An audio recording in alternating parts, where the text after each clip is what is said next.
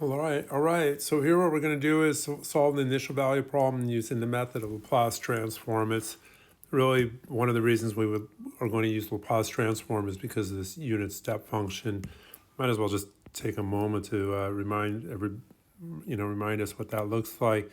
This function is zero. It's equal to 0 up to 2, and then it's 2 afterwards. So why 2? Because it's 2 right here. So up to 2, it's equal to 0. But then at 2,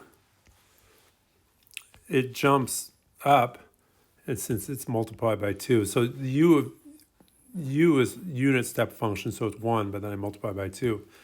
So this is a jump, and that's, it's a discontinuity.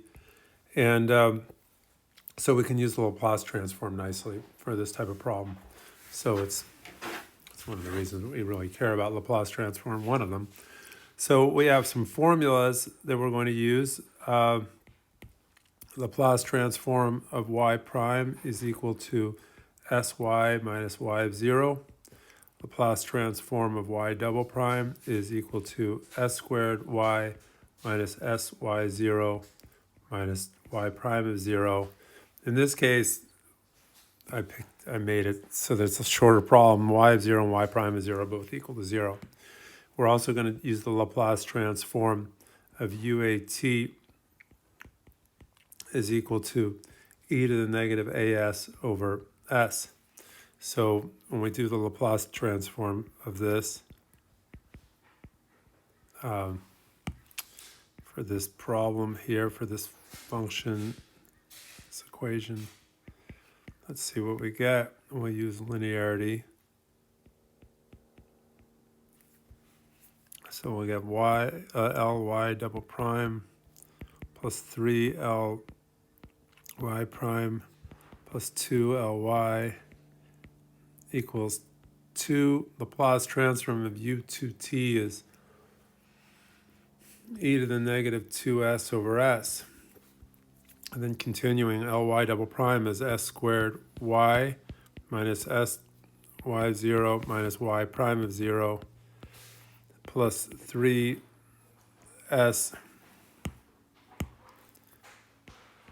sy minus y of 0 plus 2y equals e to the negative 2s, 2 over s.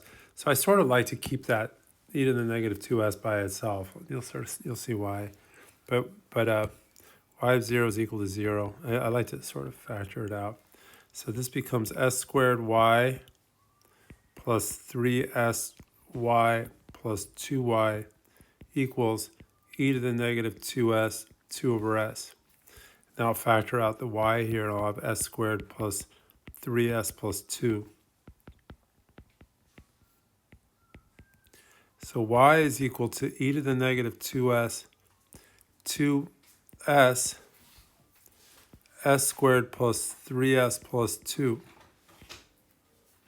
So what you can do is if you think this organizes thing, you can write y equals e to the negative, this might help organize, e to the negative 2s times g of s, where, as you can see, g of s is equal to 2 over this s squared plus 3s plus 2. By the way, it's just waiting for me to factor. I'll just factor right now. All right.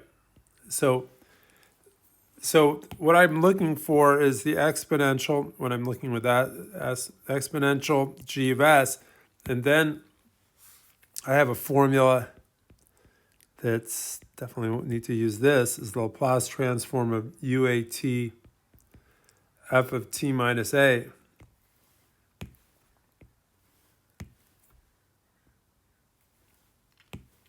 Well, that's equal to e to the negative as f of capital F of s. And we could, instead of using capital F, use g.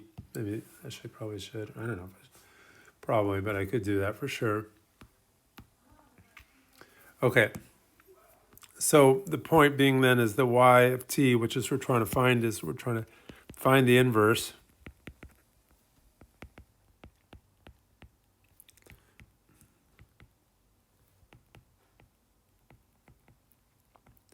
And so y of t is equal to u2t g of t minus 2.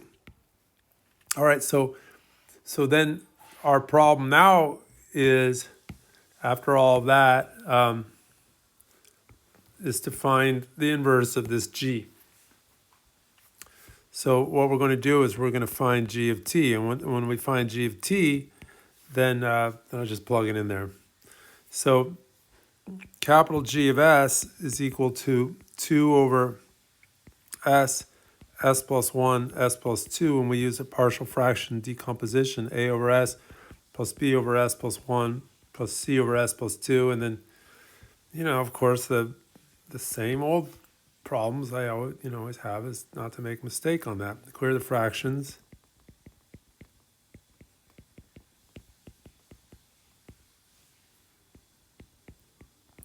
So it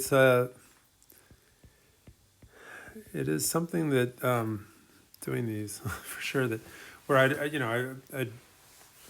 could see why I'd want to just use a computer or program the computer, but then you program the computer and maybe make a mistake on that. But anyway, it's safe to make sure your program's done well. So I'm going to put in different numbers that are convenient. Like if I put in s equals 0, that'll cancel out.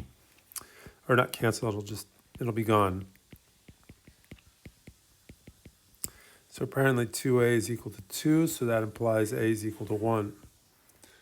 So get that one. And then I can put in another convenient number, which is, say, s equals negative 2. Negative 2 plus 2 would make 0.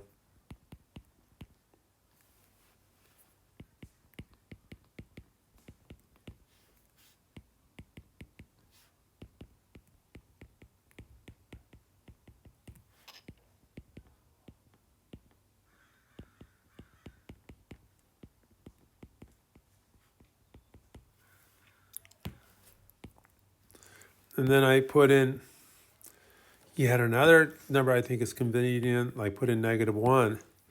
So 2 equals a. Well, I should not just do that without saying so. S equals negative 1. So 2 equals a negative 1 plus 1. Well, that's going to make 0. I don't even want to write all that out. 0 plus b negative 1 plus 2 plus 0. So in these two places, negative 1 plus 1 makes 0. So 2 equals b negative 1 times 1. So negative b equals 2. So b equals negative 2.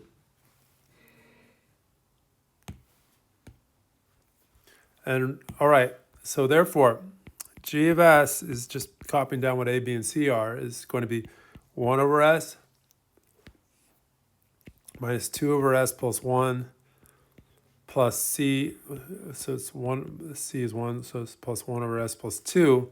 And then we use the Laplace transform of e to the at is equal to 1 over s minus a, which is equivalent to Laplace transform of e to the negative at is equal to 1 over s plus a. So sometimes I get a little mixed up on those.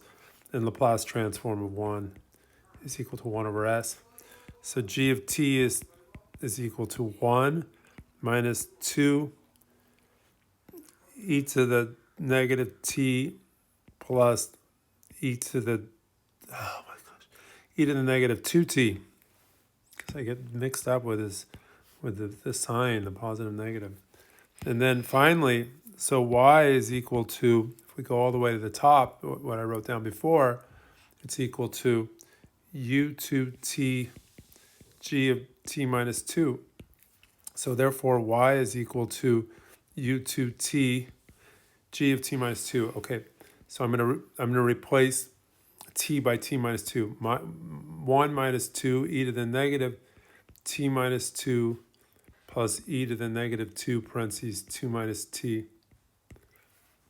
I mean, the initial condition is obviously satisfied because this function is 0 when t equals 0. So, I mean, it's not just that, but it's the whole function is 0 between 0 and 2. So the first and second derivative is 0. But, okay, and to find the other piece, we'd have to take derivatives, which we haven't really studied how to take the derivative of this function. But okay, so there we go.